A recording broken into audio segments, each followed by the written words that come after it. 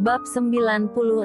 Itu karena aku tidak pernah mencintaimu. Seharusnya kau sudah tahu alasanku padamu sejak dulu. Daniel keluar dari mandi dan berbicara sedikit pada Fiona. Daniel, tak bisakah kau membagi kasih sayangmu padaku? Fiona mengejar Daniel yang tengah menuju ke kamarnya. Tidak, aku tidak bisa membagi kasih sayang dan cintaku untuk siapapun, terkecuali Renata, sarkas Daniel. Hanya dia yang aku cintai dan sayangi saat ini. Dan kau jangan pernah berharap aku akan sayang dan mencintaimu, sama seperti aku mencintai Renata. Daniel mengambil kunci mobil yang ada di nakas, dan bergegas pergi ke rumah sakit. Daniel, kau mau kemana? Fiona berlari mengejar Daniel yang pergi dengan mobilnya. Daniel, aku juga menginginkan hakku sebagai istrimu. Fiona terjatuh saat mengejar Daniel yang sudah jauh dari rumahnya. Daniel selalu bersikap kasar pada Fiona,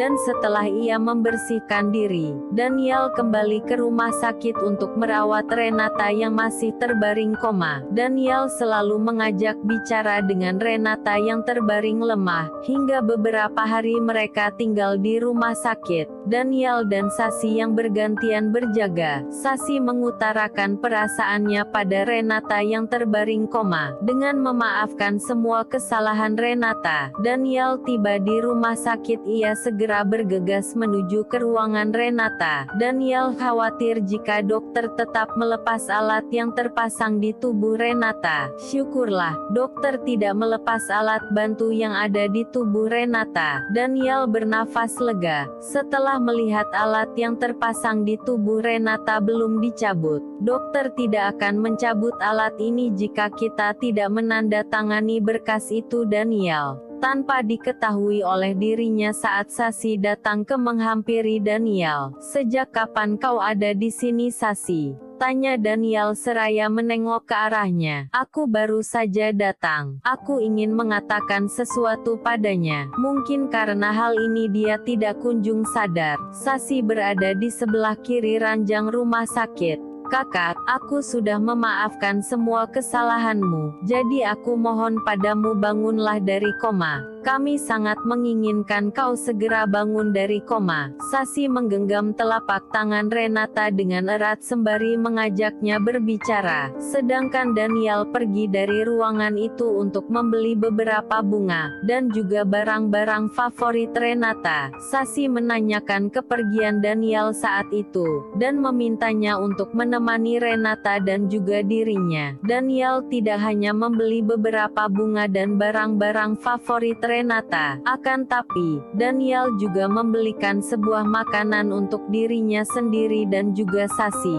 Kau mau kemana, Daniel? Tanya Sasi sembari menengok ke arah Daniel yang hendak membuka pintunya. Aku ingin membeli sesuatu untuk Renata. Apakah kau sudah makan? Tanya Daniel seraya menatap ke arah Sasi. Sasi hanya menganggukkan kepalanya, seraya memberi jawaban dari pertanyaan Daniel. Sejak Renata dirawat di rumah sakit, keluarga Renata tidak ada yang makan apapun. Semua berduka, dan semua merasakan kesedihan yang mendalam. Ibu Rini yang biasanya selalu mengunjungi Renata di rumah sakit, sekarang terbaring lemah di rumahnya. Tidak ada yang merawatnya, karena Sasi sudah tinggal bersama suaminya, dan baby Celo dititipkan pada orang tua Elkan. Baiklah, aku akan membelikanmu makanan. Daniel mendorong pintu ruangan Renata dan berjalan keluar. Namun sesekali Daniel menoleh ke belakang untuk melihat Renata yang tengah terbaring lemah. Kak, aku mohon sadarlah, ibu sangat membutuhkanmu sekarang. Dia terbaring lemah di rumah dan aku tidak bisa merawatnya, karena aku sudah tinggal bersama Elkan. Berkali-kali Sasi menggoyang-goyangkan tubuhnya seraya meminta Renata bangun dari koma. Aku mohon Kak, bangunlah dari koma. Mama tengah sakit. dan dia sangat berharap kau bisa seperti semula. Sasi menangis di dada Renata, hingga membuat baju rumah sakit yang dipakai Renata basah. Di sisi lain, Ibu Rini yang tengah sakit berjalan menuju rumah sakit dengan menaiki taksi. Ibu Rini berjalan menuju ruangan Renata. Saat itu juga keadaan Ibu Rini semakin memburuk, hingga terpaksa dia harus dirawat di rumah sakit.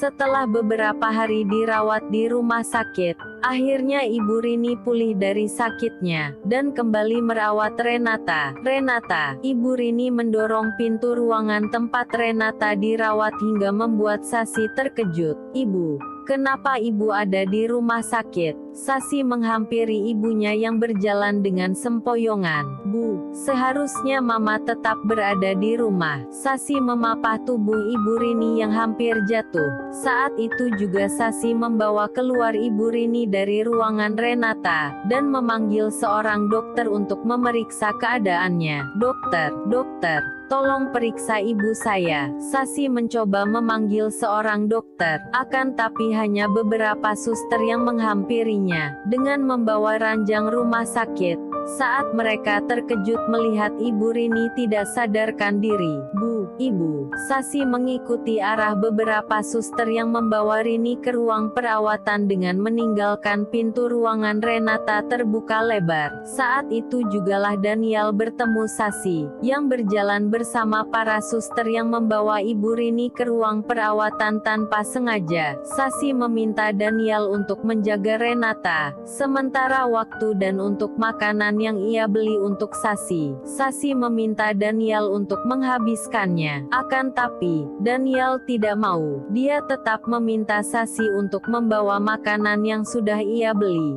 Sasi, apa yang terjadi dengan ibu? Tanya Daniel seraya menghentikan langkahnya. Daniel, syukurlah kau sudah datang. Ibu drop Daniel. Kesehatannya semakin menurun, dan dokter sudah bersiap di ruangan untuk memeriksa keadaan ibu. Aku minta padamu untuk menjaga Renata selagi aku menemani ibu dirawat. Jelas Sasi, aku minta padamu untuk menjaganya selama beberapa hari ini, sampai ibu kembali sembuh dari sakitnya. Lanjut Sasi sembari melihat ke arah suster yang sudah sampai di ruangan rawat ibunya. Bawalah makanan ini. Aku sudah membelikan makanan ini untukmu. Daniel memberikan sebuah kantung plastik berisi makanan pada Sasi. Tidak, aku tidak lapar. Kau saja yang menghabiskan semua makanan ini. Sasi mendorong kantung plastik itu. Kau harus makan. Jika kau tidak makan maka tidak ada yang akan menjaga ibu di rumah sakit. Daniel kembali memberikan kantung plastik itu, dengan mengalungkan kantung plastiknya ke pergelangan tangan Sasi. Baiklah, aku akan memakan makanan yang sudah kau belikan untukku. Sasi berjalan menuju ruangan Ibu Rini.